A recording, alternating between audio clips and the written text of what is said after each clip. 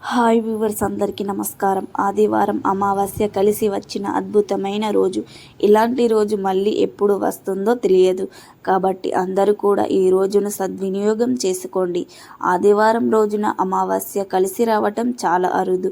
ఇలాంటి రోజు కోసం యోగులు, తాంత్రికులు వేచి చూస్తూ ఉంటారు. అయితే ఇంతటి అద్భుతమైన ఈ రోజున ఈ చెట్టును తాకితే చాలు మీకు తిరుగులేని రాజయోగం కలుగుతుంది. అన్ని రకాల దోషాలు పోతాయి. అష్టదరిద్రాలు పోయి అష్టైశ్వర్యాలు కలుగుతాయని శాస్త్రం చెబుతుంది. కష్టాలన్నీ కూడా తొలగిపోతాయి. కోరిన కోరికలు నెరవేరుతాయి. చెట్టుకు మొక్కలకు మన సంప్రదాయాల్లో, సంస్కృతిలో చాలా ప్రాధాన్యతను ఇచ్చారు. మహర్షులు చెట్లను దైవ స్వరూపాలుగా కొలుస్తారు. మన భారత భూమిలో అనేక రకాల మొక్కలు, వృక్షాలు ఉన్నాయి. వాటిల్లో చాలా రకాల శక్తులు దాగి ఉన్నాయి. మొక్కలు, వృక్షాలు అనేవి మానవజాతి కోసం ఈశ్వరుడు ఇచ్చిన వరంగా మనం చెప్పుకోవచ్చు. మొక్కలు, వృక్షాలు ఆక్సిజన్ని వదులుతాయి, శుద్ధమైన గాలిని ఇస్తాయి. మొక్కల్లో అనేక చమత్కార గుణాలు ఉన్నాయి. మొక్కల యొక్క పూల, ఫలాలను మనం రోగ విముక్తి కోసం కూడా వినియోగిస్తూ ఉంటాం. చాలా ఏళ్లుగా తగ్గని మొండి రోగాల నుండి ఔషధాలు తగ్గిస్తాయి. అయితే కొన్ని మొక్కలను తాకితే చాలు దౌర్భాగ్యం, దరిద్రం పోయి అన్నీ కలిసి కలుగుతాయి. ఇంకో రకాల మొక్కలు మన దగ్గరకు వెళ్ళి గాలి పీల్చుకుంటే ఆరోగ్యం మెరుగుపడుతుందని ఆయుర్వేద శాస్త్రాలు కూడా చెప్తున్నాయి. గనుక మొక్కను చాలా విశిష్టమైనవి. ప్రతి మొక్క గొప్పదే, దేని ప్రత్యేకత దానికి ఉంటుంది. ఏ మొక్కను కూడా పనికిరాదు అని చెప్పలేదు. మనం పిచ్చి మొక్కగా చూస్తే మొక్కల్లో ఆయుర్వేదంలో ఎన్నో రకాల మందులు చేస్తారు.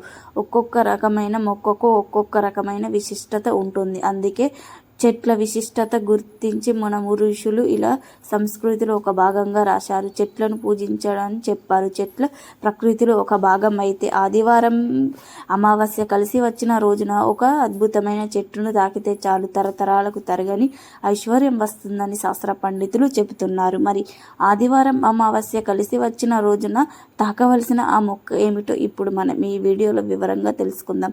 ఫ్రెండ్స్, ఫస్ట్ అయితే ఈ వీడియోకి ఒక లైక్ కొట్టి మా ఛానల్ని సబ్స్క్రైబ్ చేసుకొని మాకు సపోర్ట్ చేయండి. వీడియోని ఎక్కడ స్కిప్ చేయకుండా పూర్తి వరకు చూడండి. అప్పుడే మేము చెప్పే విషయం మీకు క్లియర్గా అర్థమవుతుంది. ఆదివారం అమావాస్య కలిసి రావటం చాలా అరుదు. ఇలాంటి రోజు కోసం మంత్ర సాధువులు చేసేవారు, తాంత్రికలు వేచి చూస్తూ ఉంటారు. ఈ అద్భుతమైన రోజున దృష్టి బాధలు ఎక్కువగా కలవారు, వ్యాపార సంస్థలకు నివారణ చేసే గృహం, అనారోగ్యం బాగలేని వారికి గుమ్మడికాయలతో దృష్టి తీస్తే చాలా మంచిది. దృష్టి ఎలా తీయాలి అంటే బూడిద గుమ్మడికాయలో కుంకుమ, గుమ్మడికాయ వైపున కర్పూరాన్ని వెలిగించి మీ యొక్క ప్రాంతీయ ఆచారం ప్రకారం దిష్టి తీసి ఆ తర్వాత గుమ్మడికాయను నేలకేసి కొట్టండి. ఆ గుమ్మడికాయను ముక్కలను బయట దూరంగా పడవేయండి. ఆదివారం అమావాస్య కలిసి వచ్చిన రోజున ఇలా దృష్టి తీస్తే మీకు అద్భుతమైన ఫలితాలు కనిపిస్తాయి. అలాగే సర్పదోషం గలవారు,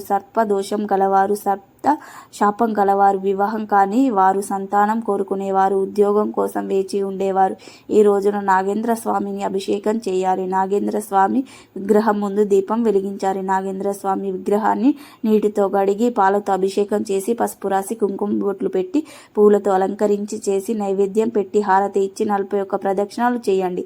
ఆదివారం అమావాస్య రోజు ఇలా చేస్తే సమస్యల నుండి బయటపడగలుగుతారు.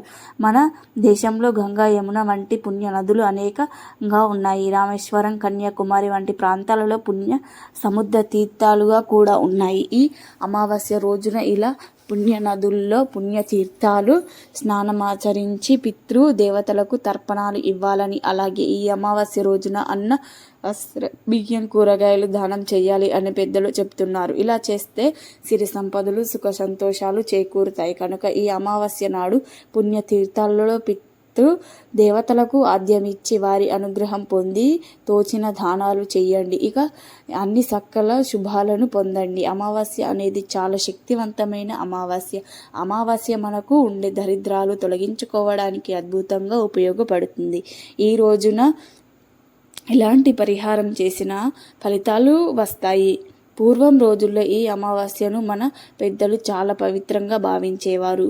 అందరూ కలిసి రావటం చాలా విశేషంగా ఇలా కలిసి వస్తే ఆ రోజుకు అతీంద్రియ శక్తులు ఉంటాయని పెద్దలు చెప్తూ ఉంటారు. అంటే అద్భుతమైన రోజున మోదుగ చెట్టును తాకితే చాలు తరతరాలకు తరగని ఐశ్వర్యం వస్తుంది, మీకున్న కోరికలన్నీ కూడా తీరిపోతాయి అని శాస్త్రం చెబుతుంది. మొదటి ఈ చెట్టు ఎక్కువ గ్రామాలలో కనిపిస్తూ ఉంటుంది. ఖాళీ ప్రదేశాల్లో ఎక్కడ పడితే అక్కడ ఈ చెట్టు పెరుగుతుంది. పట్టణాల్లో కూడా ఇక్కడ ఈ చెట్టును కనిపిస్తూ ఉంటాయి. ఈ మోదుగ చెట్టును అంటే సూర్యునికి చాలా ప్రీతి. మోదుగ చెట్టుకు ఎర్రటి పూలు పూస్తూ ఉంటాయి. ఆ పూలను అగ్ని పూలని పిలుస్తూ ఉంటారు. ఆయుర్వేద పరంగా ఈ చెట్టుకు చాలా ప్రాముఖ్యత ఉంది. ఈ చెట్టు ఆకులను, పువ్వులను, కాడలను వివిధ పూజల్లో వినియోగిస్తూ ఉంటారు. హోమాలలో ఎండిపోయిన ఈ చెట్టు కొమ్మలను కాలుస్తూ ఉంటారు. అలా కార్చడం ద్వారా చెడిపోయిందని చెప్తారు. ఆలయాల్లో కూడా మోదుగ పూలతో అర్చన చేస్తారు. మోదుగ చెట్టు ఆకులతో విస్తారాకులు చేస్తారు. మోదుగ పూలతో రంగులు వేస్తారు.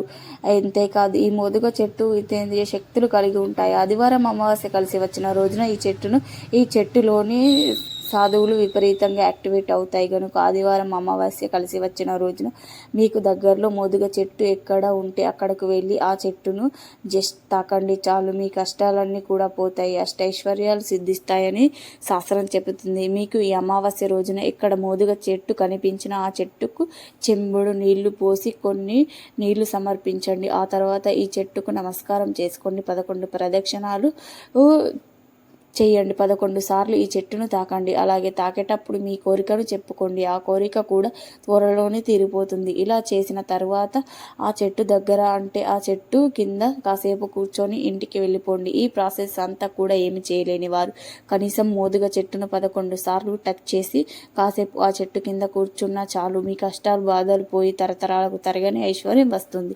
కాబట్టి ఆదివారం అమావాస్య కలిసి వచ్చిన రోజున అందరూ కూడా ఈ చెట్టును తాకి కోరిన కోరికలు నెరవేర్చుకొని శుభ ఫలితాలతో సంతోషంగా జీవించండి. మా వీడియో నచ్చితే లైక్ చేయండి, షేర్ చేయండి, అలాగే మా ఛానల్ సబ్స్క్రైబ్ చేసుకోండి. మీ అందరికీ ధన్యవాదములు.